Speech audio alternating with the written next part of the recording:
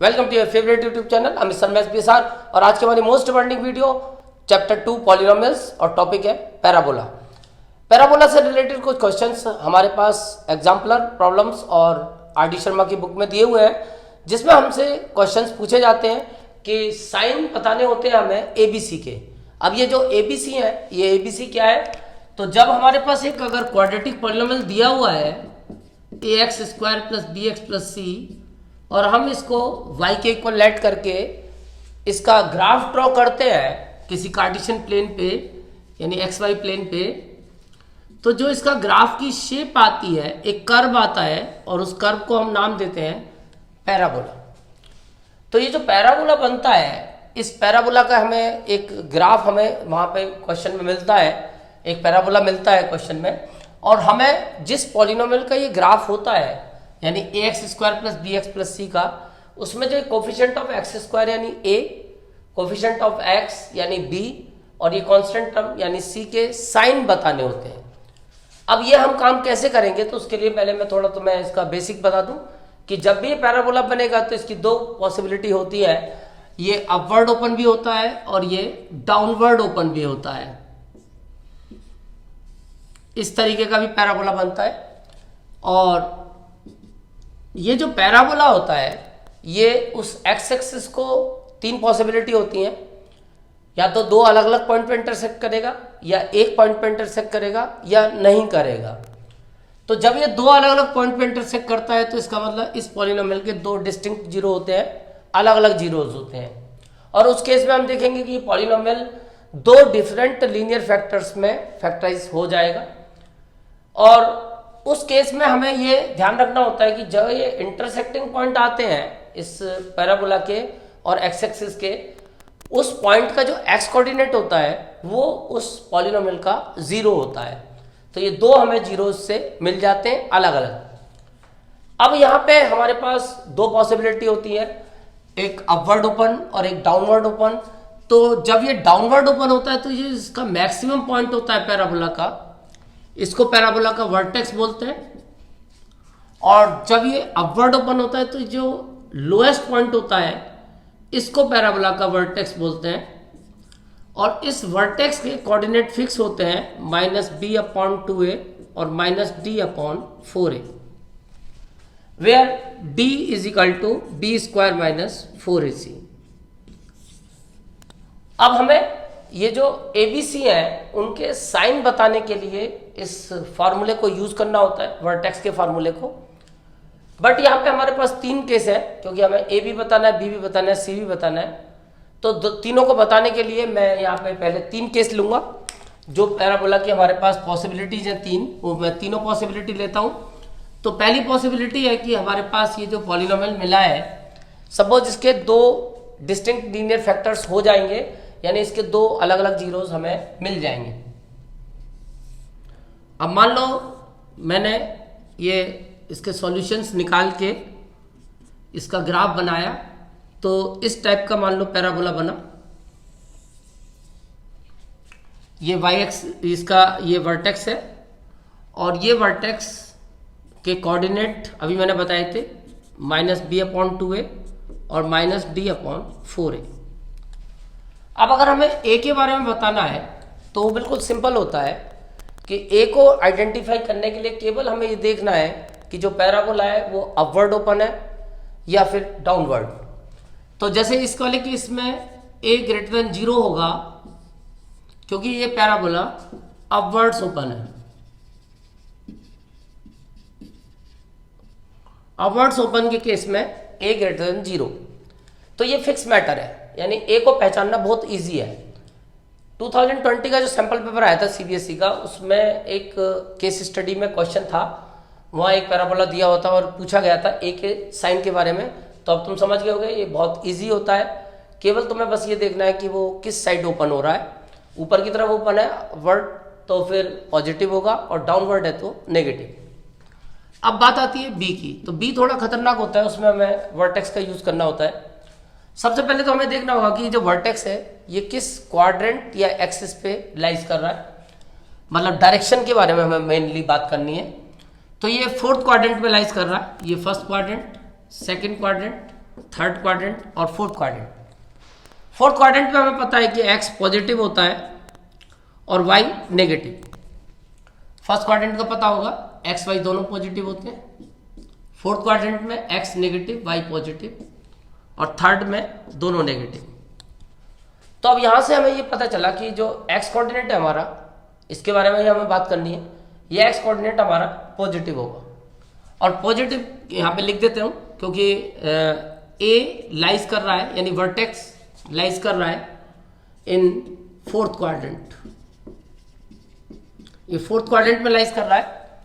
It means -b/2a यानी x coordinate greater than 0, ये greater than 0 होगा। अब ये क्योंकि पॉजिटिव है, ग्रेटर देन 0 है। अब हमें सबसे पहले इस a का यूज करना होगा इस रिलेशन में। यहाँ a के हमारे पास दो ऑप्शन बनते हैं, a पॉजिटिव भी हो सकता है, a नेगेटिव भी। तो उसके बेस पे हमें इस -b/a को जस्टिफाई करना होता है। फॉर एग्जाम्पल मैं तुम्हें बताता हूँ दोनों केस कि अगर सपोज करो जैसे ये वाला केस है a ग्रेटर देन 0, यानी a को कोई भी मैं पॉजिटिव इंटीजर ले लेता हूँ +2। तो इस केस में हमें इसको जस्टिफाई करना है। तो अगर a पॉजिटिव है तो -b/2 इंटू 2 यानी -b/4, यानी ये नेगेटिव ही रहा। लेकिन अगर a नेगेटिव है यानी a को मैं कोई माइनस में ले लूं तो तुम देखोगे कि -2 इंटू -2 यानी -b/-4, माइनस से माइनस कटा, अब ये बना b/4 यानी पॉजिटिव। तो ये दो ही पॉसिबिलिटी हमारे पास होंगी। तो दोनों को हमें यूज करके अलग अलग केस में अलग अलग पॉसिबिलिटी इसको जस्टिफाई करना होगा कि इसका साइन चेंज होगा या नहीं होगा। अब अगर मान लो हम देखते हैं कि हमारा पहला वाला केस बनता है, ए हमें पता है कि वो पॉजिटिव है, तो इसका मतलब ये माइनस का माइनस ही रहेगा, यानी जो कंडीशन है वो एज इट इज रहेगी, कंडीशन तो चेंज करनी नहीं है, बस हमें इसका साइन देखना था। और इसका रीजन था कि ए हमारा दिया हुआ है, जो पहला वाला केस हमने निकाला है वो पॉजिटिव है, ग्रेटर देन 0 है, तो ये माइनस का माइनस ही रहेगा। अब अगर इसको सॉल्व करें, क्रॉस मल्टीप्लाई करें तो -b ग्रेटर देन 0, क्योंकि 2a की 0 से इंटू करेंगे तो 0 हो जाएगा। अब इसके बाद हमें इसके b के साइन के बारे में सोचना है, क्योंकि अभी हमारे पास ये कंडीशन आई है -b की। अब हमें यहाँ से b के बारे में सोचना है। तो b के भी दो ऑप्शन होंगे। अगर मान लो मैं b को नेगेटिव ले लूँ, दो ऑप्शन है, यानी b को मैं माइनस में ले लूँ -2। तो अगर मैं यहाँ -2 पुट करता हूँ और -b को सॉल्व करता हूँ तो ये माइनस माइनस प्लस का 2 आ गया। यानी अगर b नेगेटिव है तो -b की वैल्यू पॉजिटिव आई, और अगर b पॉजिटिव है, b को मैं पॉजिटिव ले लूँ कोई प्लस का 2, तो -b की जो वैल्यू आएगी वो नेगेटिव ही आएगी। यानी अगर b को मैं पॉजिटिव रखूंगा तो -b की वैल्यू नेगेटिव आएगी, और अगर मैं b को नेगेटिव रखूंगा तो -b की वैल्यू पॉजिटिव आएगी। और इस कंडीशन में -b की वैल्यू पॉजिटिव है, ग्रेटर देन 0 है, तो इसका रिवर्स देखो तो b की वैल्यू नेगेटिव होनी चाहिए, क्योंकि हमारे पास ये -b पता है हमें कि -b प्लस में आना चाहिए। तो -b प्लस में तब आएगा जब b माइनस में होगा, क्योंकि माइनस माइनस प्लस बनेगा। तो इससे हमें शिक्षा मिली कि b हमारा नेगेटिव है, यानी लेसर देन 0। तो ये तुम वैसे भी सोच सकते हो कि नॉर्मली भी तुम इसको ध्यान रखो कि अगर -b पॉजिटिव है, -b 0 से बड़ा है तो b 0 से छोटा होगा। तो इसको तुम वैसे भी याद कर सकते हो। अब आता है हमारा थर्ड कंडीशन c। तो c को कैसे हम सोचेंगे, तो c के लिए हमें आना पड़ेगा कि ये जो हमारा पैराबोला है ये y एक्सिस को किस पॉइंट पे इंटरसेक्ट कर रहा है। अब ये y एक्सिस को p पॉइंट पे इंटरसेक्ट कर रहा है, और हमें ये पता है कि ये जो p है वो लाइज कर रहा है इस, ये ओरिजिन है और ये y डैश और ऊपर ये y। तो p जो है वो लाइज कर रहा है y एक्सिस पे, क्योंकि इंटरसेक्टिंग पॉइंट है ये पैराबोला का और y एक्सिस का। तो इसका मतलब since p lies on y axis, तो अगर ये y एक्सिस पे लाइज कर रहा है तो इसका मतलब मैं लेट कर लूँ कि x कोऑर्डिनेट तो 0 होगा। ये तो फिक्स है कोऑर्डिनेट ज्योमेट्री में कि कोई भी पॉइंट जो y एक्सिस पे लाइज करता है उसका x कोऑर्डिनेट 0 होता है। तो इस p का x कोऑर्डिनेट तो 0 होगा, ये तो फिक्स है। तो इसकी वैल्यू अगर मैं x की 0 लगाऊं इस पॉलिनोमियल में, तो y की वैल्यू जो आती है 0 का स्क्वायर इंटू ए प्लस बी इंटू 0 प्लस सी, ये तो 0 हो गया, ये भी 0 हो गया, यानी y इज इक्वल टू सी आती है।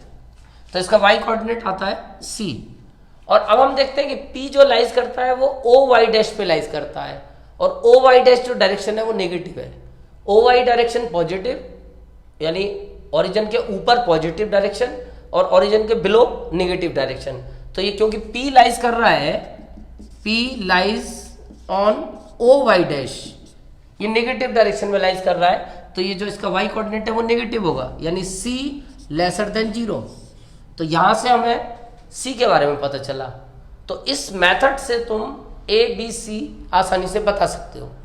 लेकिन अभी हमारे पास एक दूसरी पॉसिबिलिटी भी है कि ये जो हमारा पैराबोला है, जैसे अब की बार तो हमारे दो इसके फैक्टर्स हो गए, यानी दो डिस्टिंक्ट जीरोज हमें पता चल गए। अब ऐसा भी पॉसिबल है कि हमारा जो लीनियर फैक्टर जब हम इसके पॉलिनोमियल के करें और वो सेम अगर लीनियर फैक्टर आते हैं दोनों, तो फिर हमारा पैराबोला की शेप जो बनती है वो तो u तो बनेगा, बट वो u जो है वो x एक्सिस को दो अलग अलग पॉइंट पे इंटरसेक्ट ना करके एक ही पॉइंट पे इंटरसेक्ट करेगा। फॉर एग्जांपल जैसे ये पॉलिनोमियल मैंने ले लिया और इसके मैं अगर लीनियर फैक्टर करता हूं तो x माइनस वन आते हैं, यानी दोनों सेम आते हैं। तो इस केस में जब दोनों जीरो सेम होंगे और इसका हम जब ग्राफ ड्रॉ करेंगे तो जो पैराबोला होगा वो उसकी शेप कुछ इस तरह से होगी, यानी वो एक्स एक्सिस को एक पॉइंट पे इंटरसेक्ट करेगा, एक यूनिक पॉइंट पे वो इंटरसेक्ट करेगा। और हम एल्जेब्रिकली तो दो जीरो फाइंड कर लेंगे, लेकिन ग्राफिकली हम उसको एक ही जीरो बोलेंगे, और ये इसका वो वर्टेक्स है जो यहाँ पे इसको एक्स एक्सिस पे इंटरसेक्ट कर रहा है, यानी कि ए। अब हमें इसके बारे में अगर बात करनी है, मैं पॉलिनोमियल लेट कर लेता हूँ A X square plus B X plus C. तो अब ये डाउनवर्ड ओपन है, तो पहला केस तो फिक्स हो गया कि ए तो इसका होगा लेसर देन 0, क्योंकि ये डाउनवर्ड्स ओपन है। मैं लिख देता हूं। अब बात करते हैं हम बी की। तो सीधी सी बात है कि जो इसका वर्टेक्स है -b/2a और -d/4a, तो हम देखते हैं कि ये जो लाइज कर रहा है, ये जो ए पॉइंट लाइज कर रहा है, वर्टेक्स जो लाइज कर रहा है वो ओ एक्स पे लाइज कर रहा है। अब हमें ये पता है कि ओ एक्स पॉजिटिव डायरेक्शन होता है, ओ एक्स टेस्ट नेगेटिव होता है। अब ये क्वाड्रेंट में लाइज नहीं कर रहा, ये हमें बस डायरेक्शन देखना है कि ओ एक्स टेस्ट ओ एक्स पे लाइज करेगा या ओ एक्स टेस्ट पे। अगर ये ओ एक्स पे लाइज करेगा तो उसका मतलब एक्स पॉजिटिव होगा। तो ये हमें पता चल गया कि माइनस, या लिख दो चाहूँ तो मैं इसके लिए कि since A lies on OX, it means -b/2a greater than 0, क्योंकि अब ये पॉजिटिव डायरेक्शन है। पॉजिटिव डायरेक्शन में एक्स कोऑर्डिनेट हमारा 0 हो, 0 से बड़ा होगा, यानी पॉजिटिव डायरेक्शन है, एक्स कोऑर्डिनेट पॉजिटिव होगा 0 से बड़ा। अब ए हमारे पास फिक्स है पहले से ही, अब ए को यूज करेंगे। सबसे पहले मैंने बताया दूसरा स्टेप, इस चीज को ए का यूज जरूर करना है। हमें ए हमें पता है नेगेटिव है, तो अब अगर तुम नेगेटिव से नेगेटिव को डिवाइड करोगे तो सीधी सी बात है आंसर पॉजिटिव आएगा। अब ये तुम्हें क्लियर पता चल गया, कंडीशन फिक्स रहेगी, जो कंडीशन यहाँ है वो यहाँ रहेगी। बस तुम्हें इसके साइन के बारे में सोचना है कि -b/2a का साइन क्या होगा। तो अब तुम समझ गए होगे कि अगर मैं a की वैल्यू माइनस में लगा दूं, मान लो, तो इसको मैं अगर सॉल्व करूं -b/2a को, तो तुम देखोगे -b/2 इंटू -2, यानी -b/-4, माइनस से माइनस कट गया, यानी अब ये b/4 आ गया पॉजिटिव। तो ये मैंने यहाँ पे इसलिए इसको पॉजिटिव कर दिया क्योंकि a की वैल्यू मेरे पास नेगेटिव में है। अब इसको अगर क्रॉस मल्टीप्लाई करते हैं b ग्रेटर देन 0, तो इससे अब हमें b का साइन पता चल गया। और c के बारे में वही कंडीशन है जो पहले थी कि इसका जो p पॉइंट है, यानी इंटरसेक्टिंग पॉइंट पैराबोला का और y एक्सिस का, हमें उस पर फोकस करना है। और क्योंकि P लाइज कर रहा है, P के कोऑर्डिनेट तो वही होंगे 0 C की फॉर्म में। अब क्योंकि P जो लाइज कर रहा है वो O Y डैश पे लाइज कर रहा है, since P lies on O Y dash, इसका मतलब जो C होगा वो नेगेटिव होगा, यानी C लेसर देन 0। तो तुमने देखा हमारे पास A B C तीनों के साइन पता चल गए। अभी हमारे पास एक केस और पॉसिबल है, वो तीसरा है कि मान लो इसके फैक्टर्स ना हो, यानी एक केस हुआ जब इसके दो डिस्टिंक्ट लीनियर फैक्टर हुए, एक केस हुआ कि दो फैक्टर तो हुए बट दोनों फैक्टर सेम हुए, तो उस केस में एक जीरो कहलाएगा ग्राफिकली। लेकिन अगर मान लो एक मैंने ऐसा पॉलिनोमियल लिया ax² + bx + c, अब इसके फैक्टर नहीं हो रहे, तो उस केस में पैराबोला तो बनेगा, क्योंकि क्वाड्रेटिक पॉलिनोमियल है तो पैराबोला तो बनना है। बट अब ये पैराबोला एक्स एक्सिस को टच नहीं करेगा, इंटरसेक्ट नहीं करेगा। तो अब इस केस में मान लो मैं ऐसा केस ले लेता हूँ, लो ऐसा। अब मैंने वर्टेक्स यहाँ पहुँचा दिया, वर्टेक्स अब की बार मैंने पहुँचा दिया ये लेके सेकंड क्वाड्रेंट में, थोड़ा मैंने डिफरेंट ले लिया अब की बार। तो ये मेरा पैराबोला है और मान लो कि इसका जो वर्टेक्स है ए, वो लाइज कर रहा है सेकंड क्वाड्रेंट में। अब सेकंड क्वाड्रेंट में तुम्हें पता है कि x नेगेटिव और y पॉजिटिव, ये फिक्स है। हाँ, वर्टेक्स के कोऑर्डिनेट भी फिक्स है। तो पहली चीज सीरियल से चले तो a तो क्योंकि अपवर्ड ओपन है तो ग्रेटर देन 0, a तो तुरंत तुम्हें इसके अपवर्ड और डाउनवर्ड से ही पता चल जाएगा। अब आती बात b की। तो अब तुम्हें पता है कि सेकंड क्वाड्रेंट में x नेगेटिव होता है, यानी x का मतलब जो वर्टेक्स है उसका x होगा -b/2a और y होगा -d/4a। तो ये जो x है ये नेगेटिव होगा, यानी कि -b/2a लेसर देन 0। तो एक नया केस मैंने लिया है इसीलिए, क्योंकि अब तक मैं ग्रेटर देन 0 के केस थे। अब इस केस में अगर हम देखें तो पहले a का यूज करेंगे, a है पॉजिटिव, ग्रेटर देन 0 यानी पॉजिटिव, और प्लस से माइनस को डिवाइड करोगे तो माइनस ही रहेगा, यानी ये साइन चेंज नहीं होगा। ये बात हमने डिसाइड कर ली इस बेस पे, क्योंकि a जो है वो ग्रेटर देन 0 है।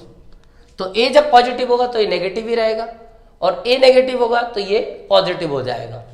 अब इसको अगर हम क्रॉस मल्टीप्लाई करते हैं तो -b लेसर देन 0।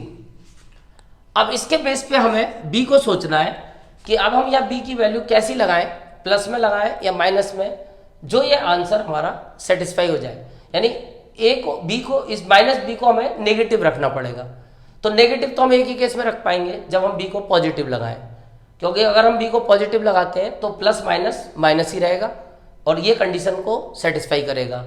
और अगर हम ये नेगेटिव लगाते हैं तो ये उल्टा हो जाएगा, क्योंकि फिर ये माइनस माइनस प्लस हो जाएगा, यानी ग्रेटर देन 0, तो वो हमें नहीं चाहिए। तो इसका मतलब मेरे को यहाँ पे b की वैल्यू जो लेट करनी पड़ेगी वो पॉजिटिव करनी पड़ेगी, यानी b इजिकल टू अगर मैं +2 लेता हूँ तो इसको मैं सॉल्व करूँ अगर -b को, तो +2 मैं रखूँ तो प्लस माइनस -2 आएगा, यानी -b की वैल्यू नेगेटिव आएगी, और यही कंडीशन कहती है। तो इसका मतलब रिवर्स ही होता है, ये पिछले केस में मैंने बताया था, ये रिवर्स ही होगा। अगर ये -b तुम्हारा लेसर देन 0 है फिट कंडीशन में, तो इसका मतलब b मस्ट बी पॉजिटिव, तो इसका मतलब b ग्रेटर देन 0। अगर b ग्रेटर देन 0 होगा तो ही -b लेसर देन 0 आएगा। तो इसके हिसाब से तुम्हें उल्टा ही सोचना है हमेशा, यानी -b की जो कंडीशन यहाँ पे आएगी उसकी रिवर्स कंडीशन b की होगी। अब इसके बाद अगर हम बात करें c की, तो बस तुम्हें देखना है कि जो इंटरसेक्टिंग पॉइंट है वो कहाँ लाइज कर रहा है, OY पे या OY' पे। तो ये कहाँ लाइज कर रहा है, OY पे। तो यहाँ लिख दो सिंस, अब p के कोऑर्डिनेट तो फिक्स हैं 0 c, तो since p lies on OY, तो इसका मतलब c ग्रेटर देन 0, क्योंकि यहाँ अपवर्ड डायरेक्शन में y कोऑर्डिनेट जो होता है वो पॉजिटिव होता है, डाउनवर्ड में y कोऑर्डिनेट नेगेटिव होता है। तो मेरे को उम्मीद है कि अब ये तुम्हारी समझ में बात आ गई होगी कि किस तरह से तुम ये ABC के साइन बताओगे। बस थोड़ा सा नई चीज़ है, पहली बार तुमने सीखी है, इसको थोड़ा प्रैक्टिस करना पड़ेगा, और प्रैक्टिस करके चीज़ें तुम आसानी से समझ सकते हो और क्वेश्चंस को सॉल्व कर सकते हो। कोई दिक्कत है तो मेरे को कमेंट बॉक्स में लिखोगे। Thank you.